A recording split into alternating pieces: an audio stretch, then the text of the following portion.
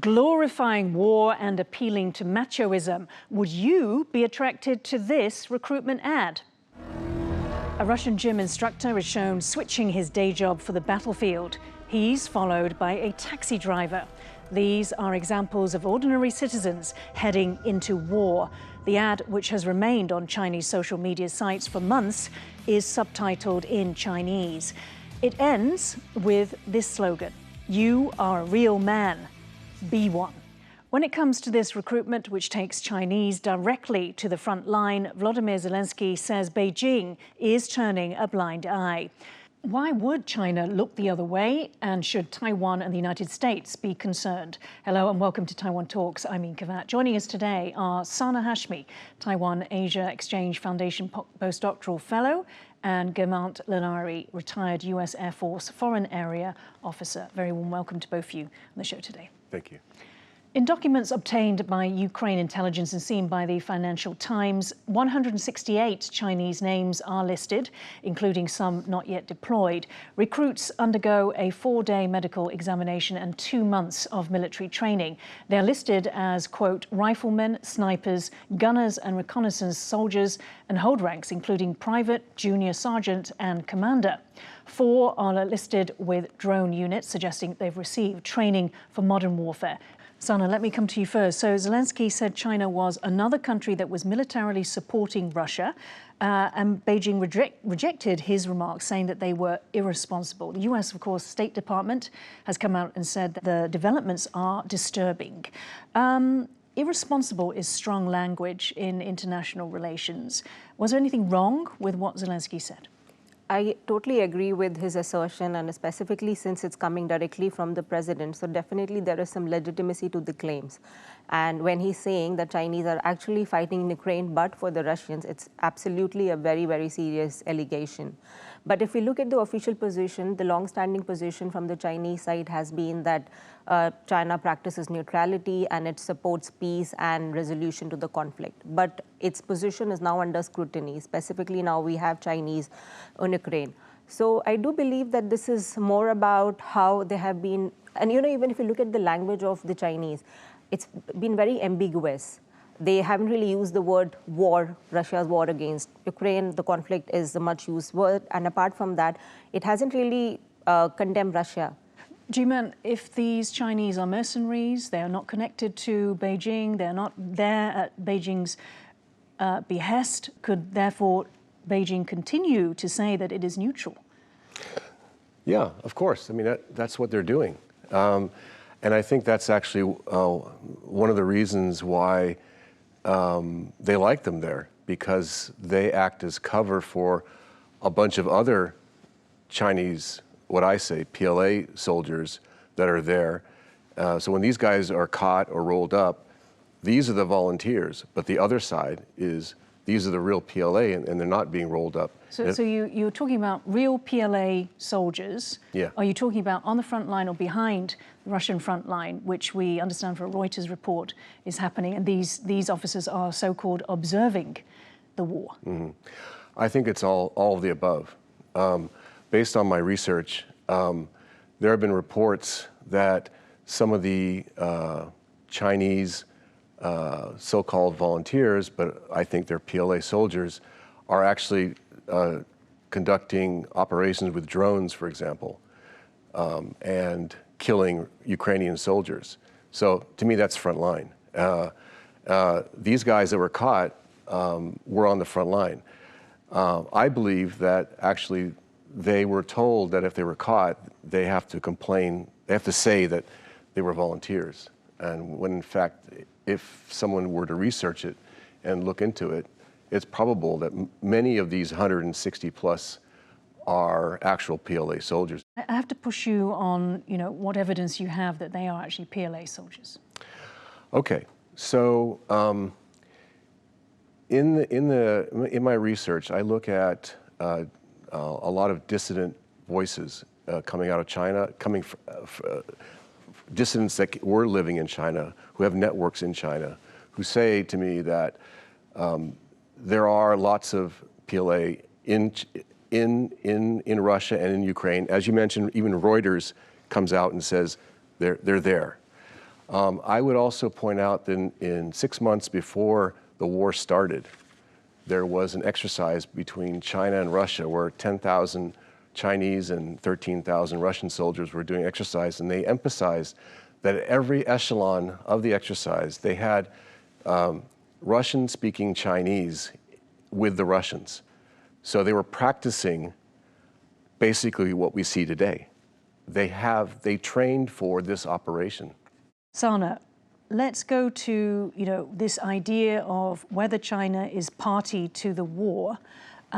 It claims that it's not, and the definition for this is apparently if China is directing, controlling, or conducting hostilities, or its officers are engaged in combat operations, military planning, or battlefield intelligence. So, if we were going to say definite, I mean, is there any evidence that that this threshold has been crossed? I think China has been an indirect party to this war and Russia's aggression against Ukraine. We have seen it, as in I don't think that this is the only development that has led to this assertion that it has been Russia's ironclad brother, no limit partnership, as in this is something that we have been seeing at least since the start of the war. So I think that there are a number of reasons why China wants to be with Russia here, and specifically now with Donald Trump's trying to finish this conflict, as in China has this opportune moment to be a greater, bigger part of the conflict. So, Guermantes, if everybody, or if many sides, many parties believe that China is a party to this war, whether or not it can be legally proven that it is, because perception matters in the real world. What are the implications of that for China? A co-belligerent is a term used to define a country that might not be an ally, a formal ally, but that is helping in conducting the war.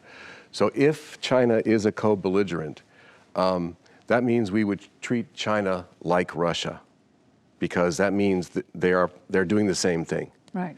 And that means all the sanctions that the rest of the world is doing to Russia would be applicable, or countries could choose to do the same kind of activity.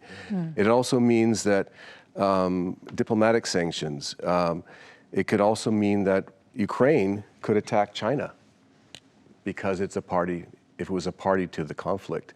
So all these things become questionable. And Sana said something in the beginning that's relevant to the last point I wanted to make, is that in their constitution, it says that China pursues an independent foreign policy, observes the 5 principles of mutual respect for sovereignty, the territorial integrity, mutual non-aggression, mutual non-interference in internal affairs, equality and mutual benefit, and peaceful coexistence.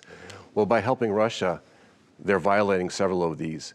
This is why they have to be very clear to say that they are not a party to the war. Now, this is video of one frontline Chinese fighter speaking to Chinese journalist Chao Jing about fellow Indian fighters. Take a look. 印度，你知道印度人呢？他们以前也很多人这边，然后这个总理莫迪过来了，跟普京谈了一谈，所有的印度外籍工兵都回国了呀，都解除合同回国了呀。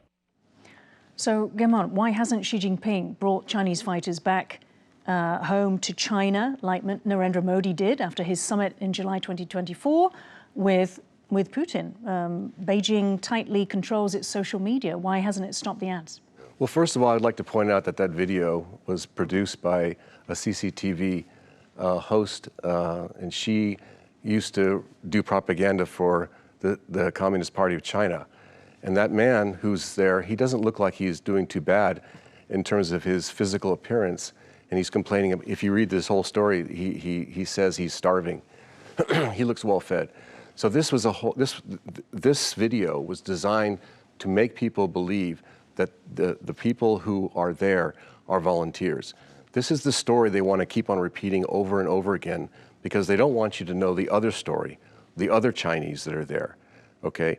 So there are some that are volunteers, for sure, just like there are a lot of American volunteers in Ukraine. Yeah. But there is clear evidence in Reuters and many other places talk about the presence of PLA troops that is going on in the Ukraine-Russia war.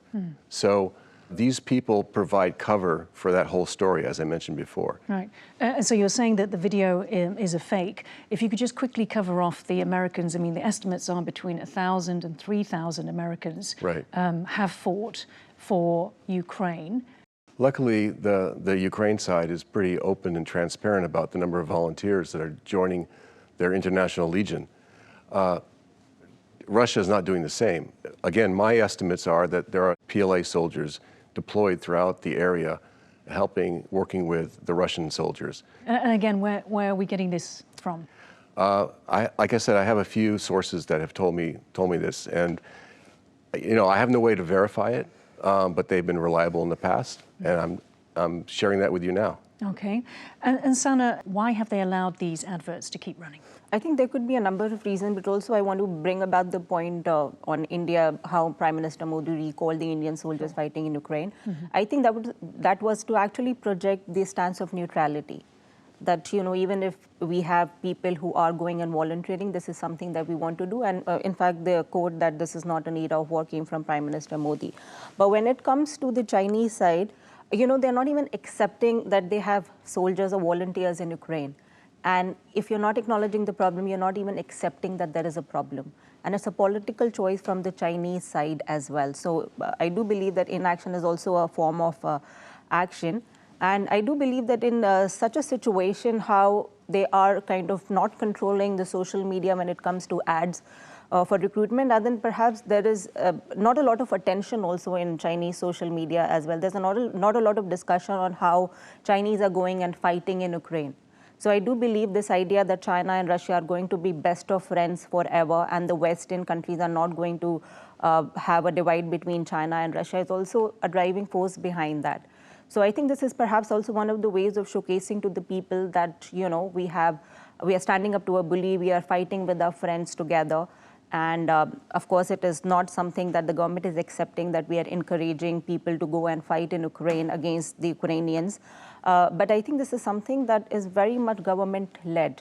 So I think this is one of the reasons why this has not been censored on the Chinese internet yet. Okay, some experts interviewed by international media, including Deutsche Welle and Sky News, believe that Chinese involvement in the war, though not necessarily on the front lines, could be a way to gain combat experience for a potential invasion of Taiwan. Take a look. They are intensely interested in this, as everybody else is, because what's happening in Ukraine is the pointer to the way full-scale war will evolve for the rest of this century. 我可能在某一天我会由于战争我会死在这里，所以说我决定分享一些比较真实的事情吧，因为我们国家中国人已经很久没有经历战争了。 The last time China's People's Liberation Army fought a conflict was the Sino-Vietnamese War in 1979. Prior to that was its incursion onto the border with India in 1962, which followed the only full-scale war the PRC has fought on the Korean Peninsula. In the graphic, we've provided the current age of a soldier today, assuming his age at fighting was 20 years old. The final column estimates deaths out of the total number of troops. Guermantes, let me come to you. How badly do you think China does need combat experience if it wants to attack Taiwan? I think it needs a lot of combat experience. If you look at the UN and its peacekeeping forces, over the last 20 years, China has just dumped a lot of people into those forces. Before that, they did the peaceful thing. We don't get involved with any war anywhere in the world. And suddenly now they're trying to get any experience they can. So it's very important for them to do it because they haven't fought anything since '79, and it wasn't even a full-scale war. It was basically a border invasion for 30 days, and it was over, and they withdrew. Right. And so, taking those three conflicts, how would you compare militarily with Taiwan? The case of Korea is that Mao struggled to decide whether or not he was going to help the North Koreans with their war against the South. And he wasn't exactly enthusiastic about it, but the Russians encouraged him to do it. And he sent his PLA troops that were called the Volunteer Army as a deception name. to cover for the fact that they weren't supposed to be the PLA, because if they were the PLA, they'd be fighting the Americans, and that would be a different war. And this is before China had nuclear weapons too, by the way. And if you see, you can see the same pattern of denial, deception, and subterfuge that the Chinese Communist Party does, the PLA executes, and repeats the same thing over and over again. We do also have to mention that the US did the same thing prior to officially entering the Vietnam War. I think that no one denied that there are American advisors in Vietnam. The question is how involved were they, right? That's the difference. Is from the beginning the Chinese denied that they were even involved. Right. Sana, let's go to look at those wars, cover off a little bit of that. The Korean War, China sent hundreds of thousands of troops overland. In the case of Taiwan, it would not be this. How would it differ? I think it is going to be a totally different ballgame altogether. You know, when we talk about Korean War, when we talk about war in Vietnam, it was a different time altogether. Chinese capabilities were not as advanced as right now. But then, as we have repeatedly been saying, that China hasn't really fought a war in 40 years. There are 3 generations of military personnel that have been operating in peacetime. So how do you deal with it? How do you deal with the war? So Chinese military has been modernizing, but without the battlefield experience. And when it comes to Taiwan, Taiwan is just not going to be a land-based war. It's a multi-domain battlefield. You talk about maritime, air, then cyber, space, everything. I think China has to put in everything. You know, we keep talking about what Taiwan has to learn from Ukraine, but I do feel that China is also learning a lot from this Ukraine war. Of course, for the past 3 years, we have been hearing that after looking at Russia, China is deterred to have an invasion of Taiwan. But then, of course, the presence of Ukrainian soldiers Chinese soldiers in Ukraine is also about what they're learning on the ground. Intelligence gathering is definitely one of the reasons for Russia, for Chinese own sake, but also how to, this advancing combat psychology for its own soldier is something that China is also learning from the Ukrainian conflict. And we'll get to an actual possible invasion of Taiwan just a little bit later. Guermantes, what kind of advantage would, as Sana was saying, the Chinese on the front line or officials a little bit back behind the front lines, what kind of specific advantage would it give them that they don't have not being there in Ukraine? First of all, just being in a war. I mean, that's more than 50% of the reason they're there is getting the feel of what it's like to be in a war zone. As Sana mentioned, intelligence is an important aspect, and how to use that intelligence and combine it with all the other tools that they have in their hands. The second is the technological systems that are there. The UAVs, the drones that have been used throughout Ukraine have killed probably more people, especially soldiers, than many of the normal weapon systems that have occurred in the past. So the drones have become very, very important, and they also stop tanks, they stop armored personnel vehicles. So they really have an impact on the land war. Also, the Chinese learned that the Ukrainians were very effective in destroying the Russian fleet in the Black Sea. I believe they destroyed maybe half of the fleet. Actually being on the front line, what does that, of those, because we can analyze that, we can understand that, grasp that from a distance. Well, what I'm saying is, okay, besides the drones, like I said, I have information that says that they're actually flying the drones and attacking Ukrainians. The weapon system that's probably important in this game is the anti-tank guided missile, ATGMs, basically, the bazooka type systems. And they are very advanced too. All aspects of this war, China is taking back and rewriting their whole doctrine based on what they've learned. Okay. Now, in response to the ongoing U.S. tariff war, Chinese Foreign Ministry spokesperson Lin Jian recently said that China would fight to the end. Some have taken that to refer to total war. US defense and security site 1945 published an article claiming that Beijing believes the timing is now ripe for an invasion of Taiwan, according to unnamed sources. And Reuters is reporting that China is adopting a, quote, wartime posture, with bureaucrats ordered to cancel holiday and keep mobile phones to hand around the clock. Sana, why might some believe that Beijing thinks now the time is ripe? Till last year, I always used to say that the invasion is not going to happen anytime soon. But I think I'm a little torn as of now in 2025. So I think I have arguments for both and against. So I think for, because I think window is closing for China. And also there is this now, how we have seen that China has taken advantage in the past of the conflicts, and now the Western support, the bandwidth is kind of overstretched. And then apart from that, BLA modernization is also reaching its threshold.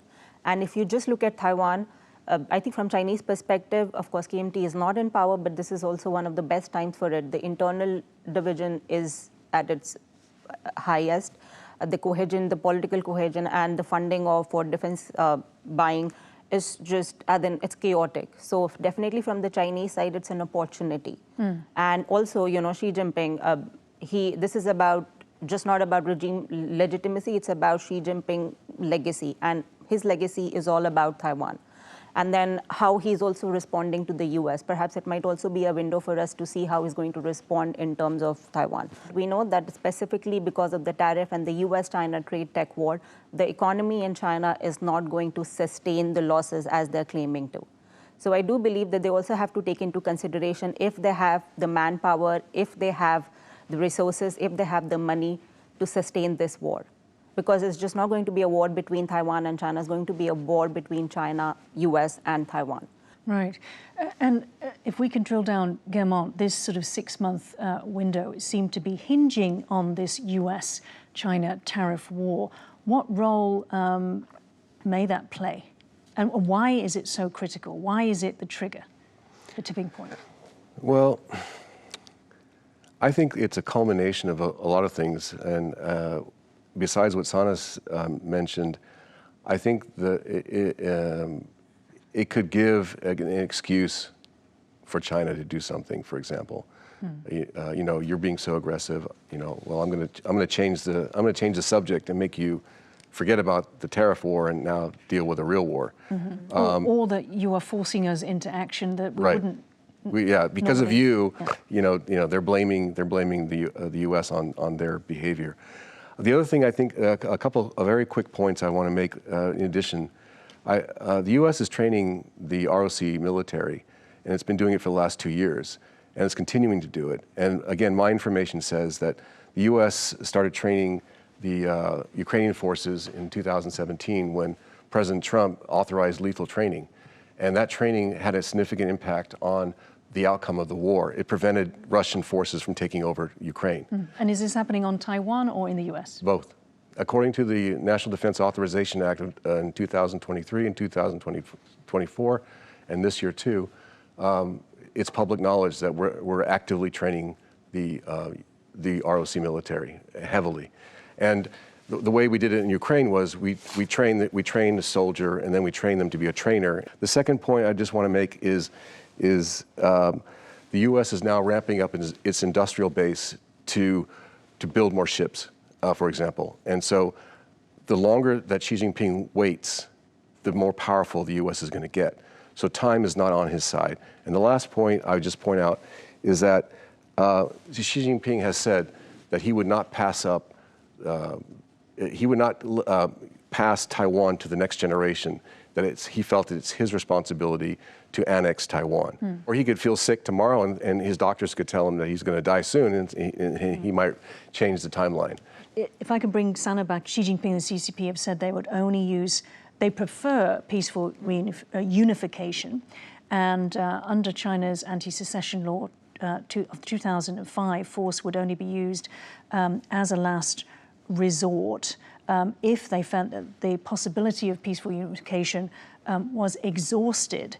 So in your view, would there be a long campaign of pressure leading up to any use of force?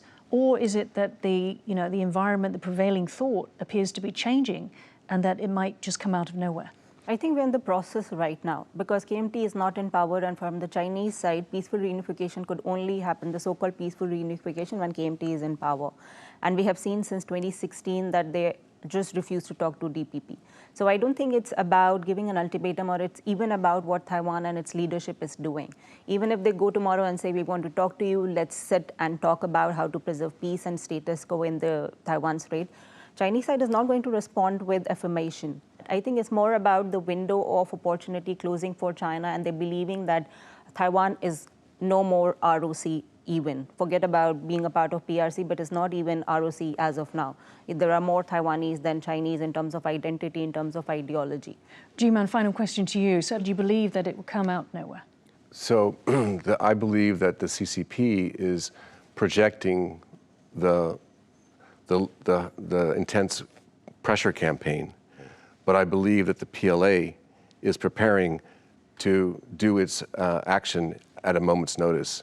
If you look at the last few exercises, or as Admiral Paparo says, these are not exercises, these are preparations for invasion or blockade, their actions could be very easily a deception of an exercise and then suddenly change immediately into a blockade or an attack. So the PLA is on that track to execute their mission anytime that Xi Jinping tells them to, but the politicians, and the Communist Party is claiming that they're just putting pressure on Taiwan. Okay, we're going to have to end it there. We've run out of time. Thank you so much, Sana Hashmi and Guermantes Lailari, for joining Taiwan Talks today. If you liked our show, please search for us on YouTube, give us a thumbs up and hit subscribe to our channel. Thank you for watching the show today. Stay safe and see you next time.